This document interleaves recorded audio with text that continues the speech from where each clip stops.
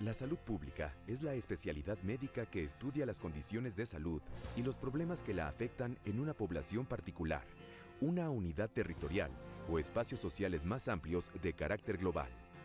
Como ejemplo, recordemos la pandemia de influenza que afectó a muchas naciones de 2009 a 2010. También pueden mencionarse el paludismo y la tuberculosis, presentes por siglos entre los habitantes de México. Desde tiempos muy remotos, muy distintas prácticas de medicina se enfocaron en la curación de enfermedades. En los últimos 3/4 de siglo ha prevalecido el concepto de salud sobre el de combate a la enfermedad, el cual incluye criterios de prevención de las enfermedades, de promoción de la salud y de bienestar. Este enfoque considera formas de vida, hábitos y costumbres, y la influencia que tiene la cultura sobre todo ello, así como las condiciones sociales y ambientales que pesan negativa o positivamente sobre la salud de una población. Esto implica por igual el establecimiento de políticas públicas que hagan posible la planeación y el llevar a cabo las acciones de educación, atención, prevención y promoción para la salud. Se trata no de individuos, aunque las acciones los involucren directamente, sino, al fin y al cabo, del acceso de colectividades a los beneficios de la salud. La salud pública ha tenido varios nombres a través de la historia.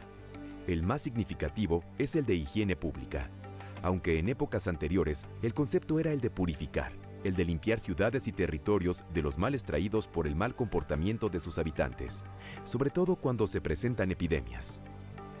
Es muy recordado el caso de Epiménides de Creta, quien fue llamado a Atenas para controlar la peste traída por los alcmeónidas. En los textos hipocráticos, la higiene define lo necesario para que los individuos lleven una vida sana, pero esto se aplica también a la relación que existe entre individuos sanos y la salud de la población. Implica, además de limpieza, un modo de vida acorde con la naturaleza humana que incluya aseo, vestimenta adecuada, ejercicio físico y alimentación correcta. Hipócrates explicaba a sus discípulos: lo sano o insano de un territorio o de una ciudad depende de las características del medio ambiente, de los aires que corren, de las aguas disponibles para beber y de la presencia de ríos y aguas corrientes o estancadas. El médico debe analizar todos estos factores y no hacer juicios diagnósticos ni pronósticos hasta que tenga claras las características del sitio y tener muy claro cuáles son las enfermedades que predominan allí y los tiempos del año en que se observan. En la Roma imperial había un archiatra, médico quien, además de ocuparse de la salud de los emperadores, definía las medidas que se debían de tomar para velar por la salud del pueblo y para la atención de la población ante epidemias y catástrofes. Aunque el emperador jugaba el papel de pater familiae, era el último responsable del cuidado integral de sus súbditos.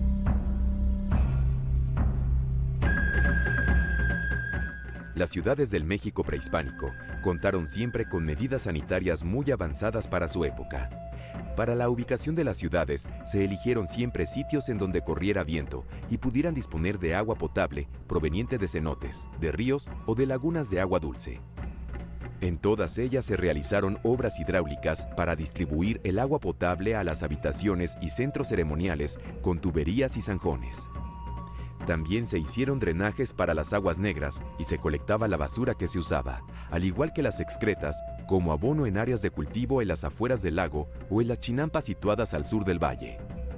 Los primeros cronistas españoles, como Hernán Cortés y Bernal Díaz del Castillo, dejaron testimonio del cuidado de los alimentos y su transporte, y de la manera en que estaban organizados y se mantenían limpios los mercados en México Tenochtitlán. Al Tlatoani correspondía velar por el buen estado de sus ciudades y tierras. Además, se comprometía a cuidar a la gente en el momento de ser entronizado para que tuviera alimentos, dispusiera de medicinas y recibiera cuidados médicos en caso de guerra o enfermedad. Es conocida la acción de Ahuizotl de traer a Tenochtitlán el agua de Churubusco y la inundación que se produjo al no poder controlar el caudal ya dentro de la ciudad. Las medidas tomadas en caso de epidemias a veces resultaron contraproducentes. Al iniciarse la epidemia de viruela en Tlaxcala en 1520, los tlaxcaltecas, al notar las pústulas que brotaban a los enfermos, prescribieron baños. Los enfermos acudieron a bañarse a un río cercano, a través de cuya corriente se diseminó la enfermedad a las poblaciones ubicadas río abajo. El río fue llamado por ello Záhuatl, que quiere decir granos.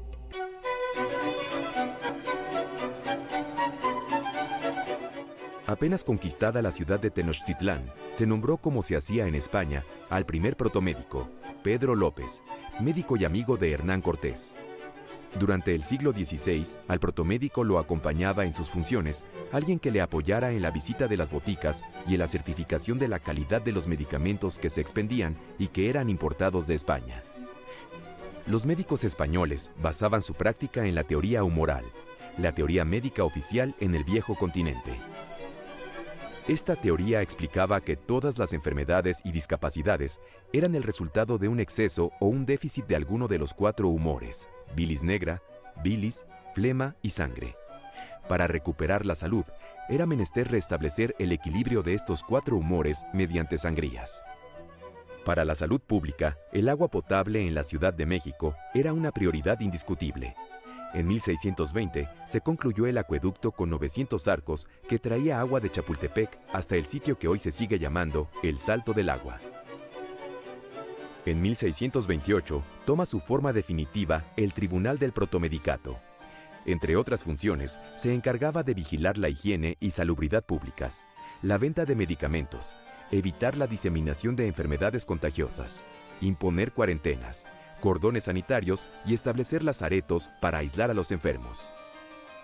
También era responsable de cuidar la buena condición de los alimentos, bebidas, vigilar y dictar las medidas necesarias para la limpieza de ciudades, parques y cementerios. Otra importantísima función era vigilar que la ciudad dispusiera de la cantidad adecuada de agua potable. El Tribunal del Protomedicato trabajaba en estrecha colaboración con el Cabildo. Su presidente era un médico, el catedrático de Prima de Medicina de la Facultad de Medicina de la Real y Pontificia Universidad de México, quien contaba con 2 vocales, un asesor que debía ser licenciado en Derecho, un fiscal y un escribano. Fueron preocupaciones constantes de la autoridad civil y sanitaria, en el periodo colonial, la contaminación de las aguas de la laguna que circundaba la ciudad, el mantener limpios los acueductos, las inundaciones y sus consecuencias sobre la salud, y mantener en condiciones adecuadas de higiene los baños públicos, los lavaderos y los temazcales. Antes de la llegada de los españoles, los mexicas habían padecido epidemias de tifo, el matlazáhuatl. A pesar de ello, posteriormente, con la llegada de la rata negra, cambió completamente su forma de presentación y causó epidemias mucho más severas en el número de personas afectadas y en su mortalidad, siendo notoria la de 1736. Esta epidemia causó 40,000 muertes en la Ciudad de México y 50,000 en Puebla.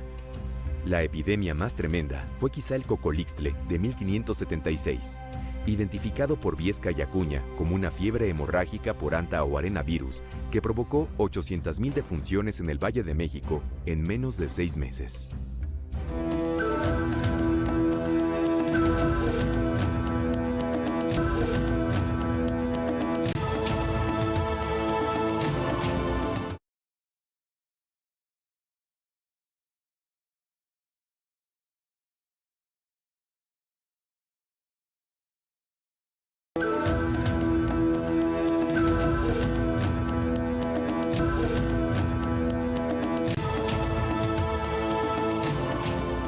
Hay un cambio radical de lo que pasaba antes de la conquista y lo que pasa después de la conquista.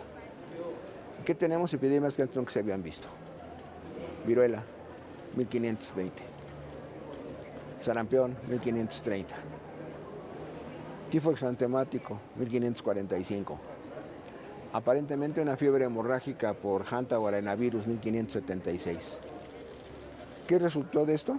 Que una población que se calculaba más o menos en 25 millones de habitantes, queda en 6.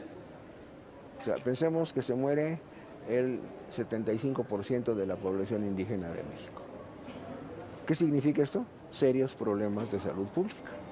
El protomedicato funcionó hasta 1831, cuando fue sustituido por la Facultad Médica del Distrito Federal. Esta tomó del protomedicato la certificación de los médicos que se graduaban en las facultades de medicina que había en el país, la de México y la de Guadalajara, y vigilar que no hubiera charlatanes ejerciendo.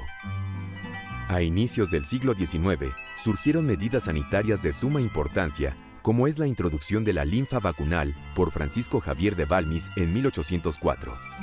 Su preservación y la vacunación antivariolosa fue una obra que llevaron a cabo desde su inicio hasta 1872 Miguel y Luis Muñoz, padre e hijo, médicos y sanitaristas ejemplares. Los niños son vacunados de 2 en 2, de brazo a brazo cada 9 días. Primero en Venezuela, después en Cuba y México. La expedición filantrópica administra vacunas, pero también instruye a los médicos locales sobre su uso y conservación. Más de 1 millón de las personas recibieron los beneficios de la vacuna. En 1833 se presentó por primera vez en México una epidemia de cólera, enfermedad que volvería a presentarse en 1852 y en 1991. En 1840, el gobernador del Distrito Federal, Luis G. Vieira, emite sus ordenanzas de gobierno en las cuales se hace mención expresa a la sepultura de los cadáveres en cajones cubiertos adecuadamente y con cal viva, así como la limpieza de los espacios públicos. Incluye la vigilancia de la atención en los hospitales y la atención de los enfermos que, en caso de epidemia, serían aislados. Los ayuntamientos, por medio de juntas de sanidad elegidas cada año, imprimirían y distribuirían cartillas indicando lo que se debía de hacer. Se ofrecía apoyo y alternativas a los pobres para obtener atención gratuita. La división de las ciudades en cuarteles sanitarios fue otro hecho de interés. El 4 de enero de 1841 quedó formalmente establecido el Consejo Superior de Salubridad del Departamento de México, el cual continuaría en funciones hasta nuestros días. En 1872 se expide un nuevo reglamento del Consejo Superior de Salubridad, definiendo funciones divididas esta vez en técnicas, consultivas, normativas y ejecutivas. En 1851, el Consejo es albergado, junto con la Escuela de Medicina, en el antiguo Hospital de San Hipólito, y años después quedó instalado en la esquina de las actuales calles de Brasil y Venezuela. En 1892, Manuel Septién Yata propone la creación de un Ministerio de Salubridad para lograr que todo el país gozara los beneficios de las acciones sanitarias. Gracias al empeño y acertadas propuestas de Eduardo Lisiaga, médico personal de Porfirio Díaz y su familia, y vocal a cargo del Consejo desde julio de 1885, la higiene pública se convirtió en elemento prioritario del gobierno de Díaz para lograr la modernización del país. A Lisiaga se deben las campañas contra la viruela, el tifo, la peste, el cólera, la fiebre amarilla, el paludismo y la tuberculosis. También implementó durante los 30 años del porfiriato la obligatoriedad de la vacunación contra la viruela, el control de las 2 epidemias de peste bubónica en Mazatlán en 1892 y 1902, los grandes avances en la lucha contra el paludismo y la erradicación de la fiebre amarilla en las costas del Golfo de México para 1913. Un plan de construcción de hospitales logró dotar a las capitales de los estados de hospitales civiles modernos y bien equipados. En 1891 fue publicado el primer Código Sanitario de los Estados Unidos Mexicanos. En 1914, Lisiaga renuncia a la presidencia del Consejo, poniendo fin a una era. Cae Porfirio Díaz, llega Madero, asesinan a Madero, está el gobierno de Huerta y Zapata, Villa se levantan en armas, hay movimientos de todo tipo. ¿Qué tenemos primero? Brotes epidémicos, fundamentalmente el tifo de los cuarteles que va a todos lados y que va con las tropas de un lado al otro. ¿Qué se necesita? Raparlos. Por eso los soldados los vemos rapados muchas veces. Si no tienen piojos no transmiten tifo. Lo segundo, epidemias de hambre. Si no hay que comer, pues, la gente tiene mucha hambre. Eso se da en la Ciudad de México en 1914, muy seriamente. ¿Qué se hace en salud pública en ese momento? Cuidar limpieza en los ejércitos, rapar, lavar la ropa y hacer cambios de ropa. Suena muy sencillo, pero en siglos anteriores a nadie se le había ocurrido. José María Rodríguez reorganiza a partir de 1917 las acciones del Consejo Superior de Salubridad.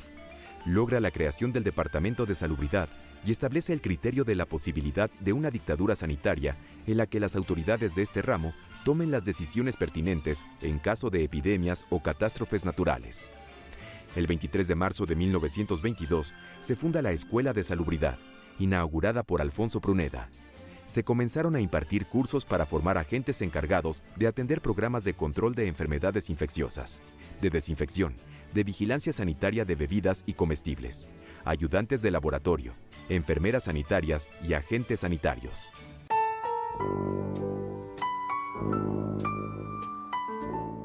Gracias a un programa de becas, médicos mexicanos recibieron formación especializada en el extranjero.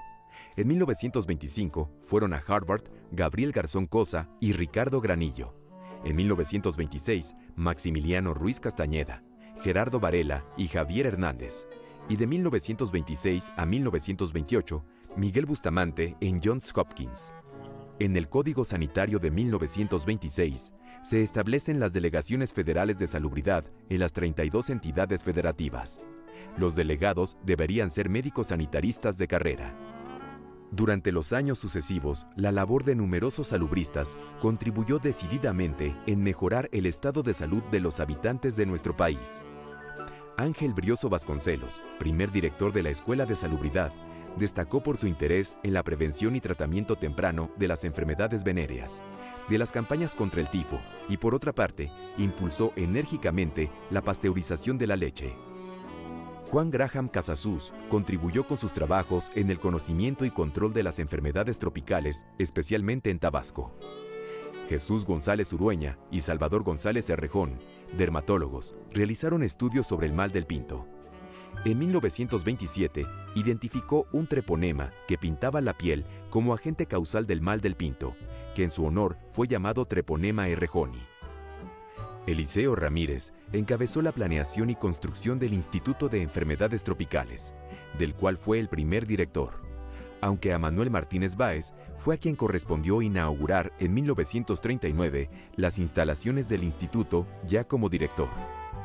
Formado como especialista en malaria en Hamburgo, Extremadura y Roma, Martínez Báez fue uno de los primeros en relacionar las llamadas enfermedades tropicales con la pobreza y la falta de higiene. Los estudios de Luis Mazzotti permitieron identificar el vector y el agente de la oncocercosis, lo que permitió llevar a cabo campañas que incluían la fumigación de las aguas estancadas en las cuales crece el mosquito. El uso de etrazán como tratamiento, sobre todo preventivo, evitó el desarrollo de ceguera en muchos habitantes de esas zonas. Galo Soberón y Parra investigó sobre el diagnóstico del tifo exantemático. Luego hizo cursos en París y Hamburgo sobre enfermedades tropicales, en especial sobre el paludismo. Es autor del libro Nociones de Malariología, publicado en 1936. En los años 50, el Hospital Infantil de México, hoy Federico Gómez, estableció centros de investigación sobre la nutrición en áreas rurales y su relación con la salud de la población y el crecimiento de los niños en Tlaltizapán y Tlaltenango, Morelos, los que estuvieron a cargo de Joaquín Cravioto.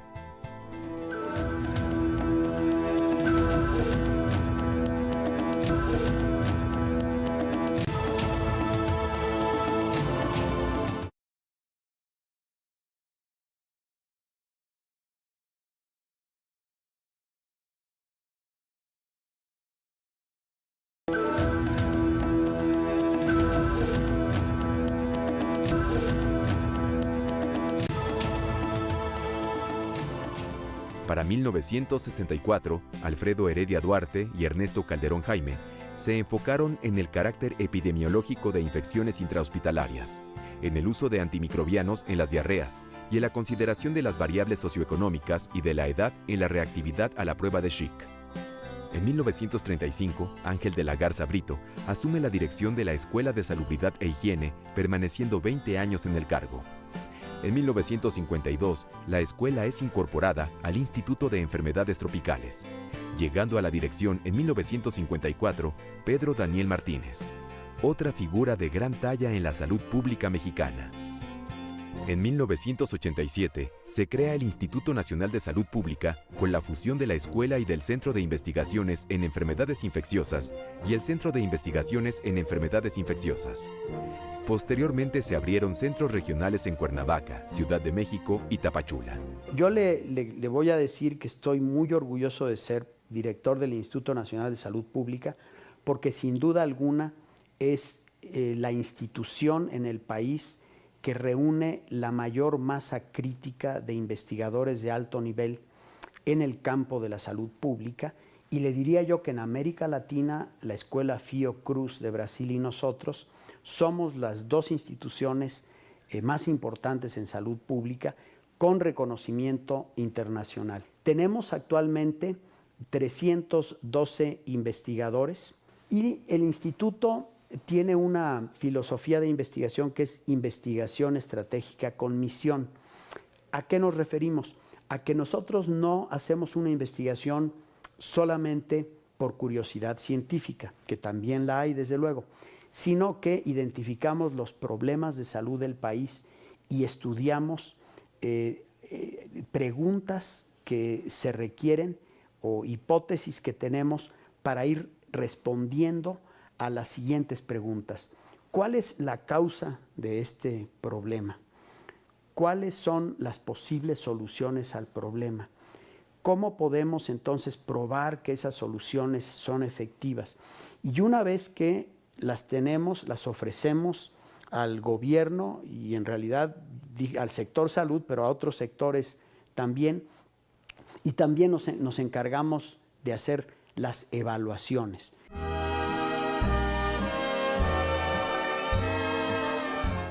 En 1944 es fundada la Sociedad Mexicana de Higiene, la cual cambió su nombre en 1962 al de Sociedad Mexicana de Salud Pública.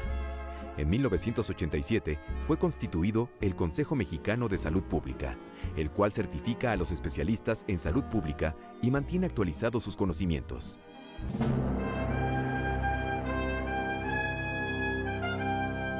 La epidemiología ha cambiado. Hoy en día se investiga y se abordan acciones de salud pública para enfrentar la epidemia de enfermedades crónicas no transmisibles como la diabetes tipo 2, la hipertensión arterial, los problemas demenciales y problemas crecientes como las adicciones, entre muchas otras. Se han estudiado sus causas asociadas como la malnutrición, la vida sedentaria y los hábitos derivados de conductas modernas con un enfoque preventivo. La visión actual de la salud pública se ha tornado más compleja, pues ahora se entiende que la enfermedad tiene muchos condicionantes. Así como existen enfermedades que afectan preferentemente a los niños o a los ancianos, también las hay que afectan más a los ricos que a los pobres, y otras con mayor prevalencia en los pobres que en los ricos. La alimentación y la nutrición surgen como temas centrales, y los investigadores del Hospital Infantil de México han hecho desde la fundación del hospital en 1943 aportaciones cruciales sobre lo que significa la desnutrición para el crecimiento y el desarrollo en poblaciones rurales, como lo atestiguaron los trabajos de Joaquín Cravioto. Todos esos problemas sociales repercuten en la salud y rebasan las estructuras de salud para poder atenderlas. Yo puedo curar o recomendar algo, pero si regreso a mi mismo entorno, pues de nada me sirvió lo que aquí me dieron. Y si a eso le agrego que tengo un bajo nivel de escolaridad, pocos recursos, mi vivienda no es adecuada, pues entonces es mucho más difícil el poder tener un equilibrio para estar sano. Y si además le agregamos que nuestros sistemas son eminentemente curativos, todo lo queremos resolver en un hospital, y hay pocas intervenciones de los factores de riesgo para la prevención, pues se hace difícil. ¿Y por qué se hace difícil? Por esas condiciones, porque yo puedo decir, come frutas y verduras, bebe agua limpia, pero si ni siquiera tengo agua, no tengo para comer. Entonces es todavía mucho más complejo, y por eso son los determinantes sociales los que están dando estas desigualdades o equidad en salud. Y el movimiento que se hizo desde el 2005 sigue vigente y ahora se refuerza muy bien con la Agenda 2030, con 17 Objetivos de Desarrollo Sostenible, con 169 metas y 232 indicadores. Otro aspecto de gran importancia, más allá de la relación ser humano y medio ambiente, es la vida animal que se desarrolla en convivencia con las personas. Los animales padecen enfermedades que pueden transmitirse a los humanos. No solo es la rabia, también están las parasitosis, enfermedades infecciosas tales como la toxoplasmosis, causante de malformaciones en los fetos, virosis, algunas de ellas transmitidas por piojos y pulgas que habitan en los animales y actúan como vectores, alergias, entre muchas otras. La salud humana sabemos que no puede existir si no hay salud animal, porque los animales tiene una gran cantidad de agentes infecciosos que se transmiten a los humanos. Estas son zoonosis, ya sea por parásitos, bacterias, virus, hongos, y los animales enfermos que conviven con los humanos enferman a las personas. Entonces, para que haya salud humana, tiene que haber salud animal. Pero lo interesante es que ahora que estamos más conscientes con la explosión demográfica del deterioro ambiental que estamos provocando los humanos con nuestro crecimiento desmedido, nos damos cuenta de que el cambio climático, el calentamiento global, la modificación de los entornos favorecen el desarrollo de plagas en la fauna, en las áreas naturales, de tal manera que se requiere que haya salud ambiental. La salud pública ha ampliado sus áreas de interés integrando todos estos elementos. Ha puesto énfasis en el diagnóstico situacional de las condiciones de salud de una población determinada, la promoción de la salud, la vigilancia de riesgos y daños. Busca la participación social, el desarrollo de políticas públicas específicas, la regulación, la garantía de calidad en los servicios de salud individual y colectiva, y la investigación y desarrollo de soluciones innovadoras. En los últimos años, México y el sistema de salud de México ha tenido logros importantes y eso se refleja mucho en los indicadores que tenemos de salud poblacional. O sea, vemos realmente aumento de la esperanza de vida, vemos disminución en los indicadores de mortalidad infantil y en menores de 5 años. Entonces, creo que estos indicadores reflejan que hemos avanzado. Sin embargo, tenemos todavía retos enfrente de nosotros. Y mencionaría algunos, porque digamos, es imposible hacer un recuento exhaustivo. Pero digamos, por un lado, tenemos el reto de las enfermedades crónicas. Estas enfermedades actualmente son la principal causa de morbilidad, de años de vida saludable perdidos. Las enfermedades crónicas es algo que tenemos que atender con urgencia y con decisión en términos de lo que es atención médica y lo que es intervenciones de salud pública más, digamos, abiertas o dedicadas a la población. Actualmente las naciones tienen entre sus prioridades acciones encaminadas a atender los problemas de salud.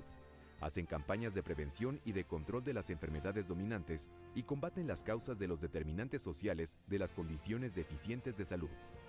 Salud es sinónimo de buen gobierno y las políticas de salud, definidas a través de la investigación y aplicación del conocimiento en salud pública, son su herramienta principal. Miguel Bustamante, hace ya medio siglo, afirmaba que la salud pública es la mejor herramienta para hacer más justa y digna nuestra sociedad.